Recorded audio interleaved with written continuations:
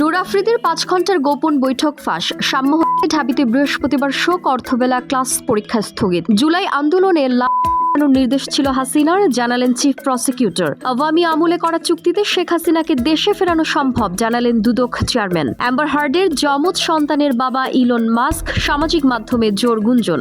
Record 6 কোটি রুপিতে দিল্লির হয়ে আইপিএলে মোস্তাফিজুর রহমান। আমি জিনিয়া, আপনারা দেখছেন টাইমস ফ্ল্যাশ।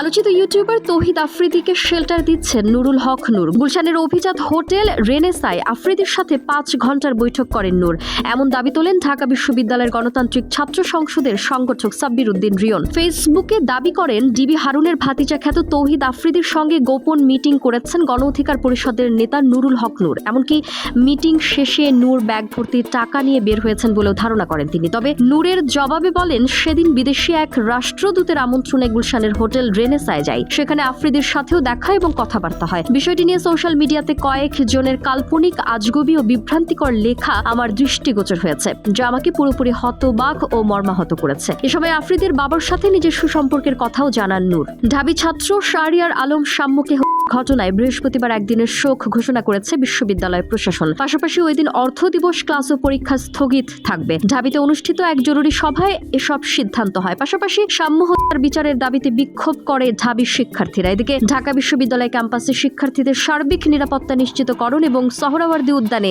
গেট স্থায়ীভাবে বন্ধ করার সিদ্ধান্ত নেওয়া হয়। জানা গেছে, আগামীকাল থেকে সোহরাওয়ার্দী উদ্যানে জোরদার তল্লাশি অভিযান চালানো হবে। আন্দোলনকালে সরকারি স্থাপনায় আগুন দিতে বলেছিলেন শেখ হাসিনা, এমন তথ্য দিয়েছেন চিফ প্রসিকিউটর তাজুল ইসলাম। বলেন, শেখ হাসিনার বিরুদ্ধে নির্বিচারে হত্যার নির্দেশনা, প্ররোচনা, উস্কানি সহ 5 অভিযোগের প্রমাণ মিলেছে। এ মাসেই আনুষ্ঠানিক বিচার শুরুর প্রত্যাশা প্রসিকিউশনের। জানান, অভিযোগের তথ্য প্রমাণে আছে হত্যার পর লাশ পুড়িয়ে দেয়া, নিহতদের করতে না দেয়া, আহতদের হাসপাতালে নিতে বাধা দেয়া সহ নিজেই হাসপাতালে গিয়ে আহতদের চিকিৎসা না দেওয়ার নির্দেশনা দিয়েছেন তিনি। সরকারি স্থাপনায় আগুন লাগিয়ে আন্দোলনকারীদের বিরুদ্ধে দায় চাপানোর নির্দেশনার তথ্য উপাত্ত উঠে এসেছে তদন্ত প্রতিবেদনে। বন্দি বিনিময় চুক্তিতে শেখ হাসিনাকে দেশে ফেরানো সম্ভব, আওয়ামী লীগ সরকারের সময়ে করা চুক্তিতেই ফাঁসতে যাচ্ছেন তিনি, এমন কথা জানালেন দুদক চেয়ারম্যান ডক্টর আব্দুল মোমেন। বলেন, আওয়ামী লীগ সরকারের সময় ভারতের সঙ্গে করা চুক্তির মাধ্যমেই শেখ হাসিনাকে ফিরিয়ে আনা সম্ভব। এ নিয়ে দ্রুত কাজ করেছে দুর্নীতি দমন কমিশন। শেখ হাসিনার মেয়ে টিউলিপ প্রসঙ্গে তিনি বলেন, ব্রিটিশ এমপি টিউলিপ সিদ্দিক আত্মপক্ষ সমর্থনের সুযোগ হারিয়েছেন, তাকে দেশে ফেরাতে ইন্টারপোলের সহযোগিতা নেবে দুদক। অ্যাম্বার হার্ডের যমজ সন্তানের বাবা ইলন মাস্ক,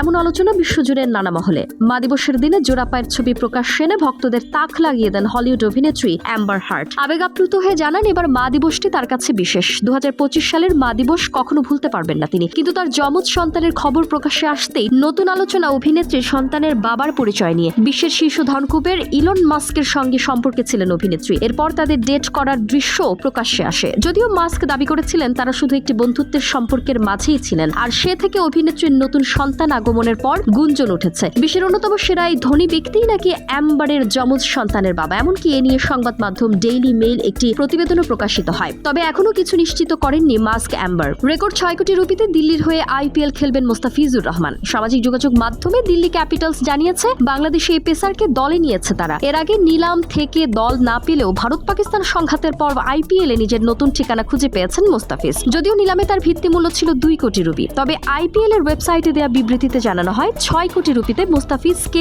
দলে নিয়েছে দিল্লি। খুব শীঘ্রই ঢাকা থেকে দিল্লির উদ্দেশ্যে পাড়ি জমাবেন মোস্তাফিজ। এরকম আরো তথ্য পেতে চোখ রাখুন বাংলাদেশ টাইমস.com-এ। ধন্যবাদ।